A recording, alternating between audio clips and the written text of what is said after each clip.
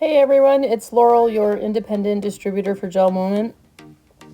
Here we are with day 9 doing the large pumpkin design. I have a nail stick here already cured 3 times with apple blossom, and then I gave it a matte finish with the GelMoment file buffer, just like I did in the previous videos. Now I'm using a large-ended dotting tool from the Creativity set, and I'm using Candlelight Flame to color in half of a pumpkin. This is the top part of the pumpkin that I'm coloring in, and I'm using the dotting tool just because I find it a lot easier. It has better coverage than using a round brush or a flat brush. Now you want to put that in for a full cure. Now I'm using Lovee Dovee and a little bit of lemon merengue. And I'm going to mix that together with the dotting tool. And then what I'm going to do is use the short liner brush from the Creativity set, and I'm just going to make those indentation lines in the pumpkin. Now, if it was a more realistic looking pumpkin, I don't think I would choose these colors, but it's just some easy nail art and it almost kind of looks cartoony, so it's okay to really accentuate these lines with such different colors.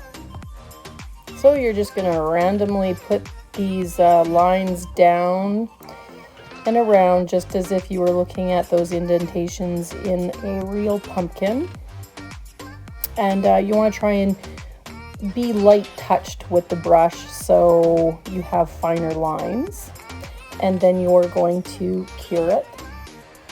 And while that's curing, I'm putting down some Feeling Ferny to put the stems and the little vines on the pumpkin. So you just want to grab it straight on with the short liner brush. At least I find the short liner brush the easiest.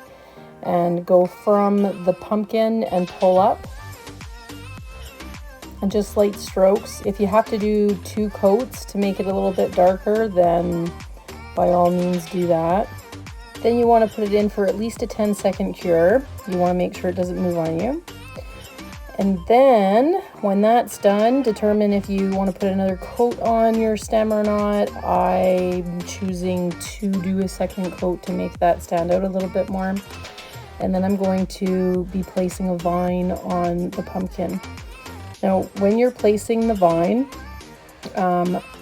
because the liner brush is a little bit longer, if you try to do a circle, like pumpkin vines are pretty stringy and coil-like. So if you try to do a circle in one spot with the brush, it's going to flick on you and it's not going to give you the circle that you want.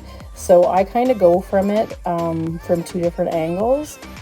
I find it so much easier that way. And so sorry about this section of the video. It is completely out of focus. It's focusing on the gel polish on the table instead of the nail art. So my apologies. It does clear up a little bit.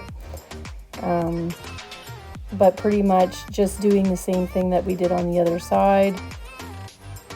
Going at it at 2 different angles to make sure that you get that nice viney circle. And then you want to cure it for at least 10 seconds.